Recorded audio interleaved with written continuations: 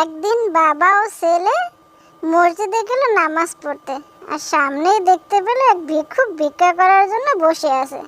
সে কিছু চাচ্ছে, কিন্তু রাজার কাছে দেওয়ার মতো তো কিছুই নেই। রাজামশাই বলল, আমি তো নামাজ পড়তে এসেছি, এখানে কিছুই নিয়ে আসিনি। এ দেখো, আমার ব্যাগটা একদম খালি, কিন্তু আমার কাছে দেওয়ার মতো অন্য কিছু আছে, যদি তুমি সেটা চাও। এ কথা শুনে ভিক্ষুক রাজি হয়ে গেল। শোনো ভিক্ষুক, আমার কাছে কোনো টাকাও নেই, পয়সাও নেই, সোনা দানাও নেই তোমাকে দেওয়ার মতো।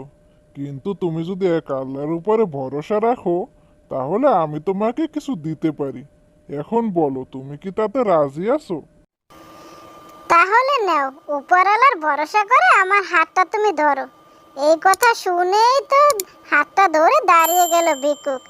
আর এভাবে দাঁড়াতো দেখলে সবাই খুশিতে নাচতে শুরু করলো, ভিক্ষুকও খুশিতে নাচতে শুরু করলো। সে দাঁড়াতে পারছে। ভিক্ষুক তো এবার নাচতেও শুরু করলো। তার নাচা দেখে তো সবাই খুশিতে তার সাথে সাথে নাচতে শুরু করলো। এ যেন এক জাদু হয়ে গেল।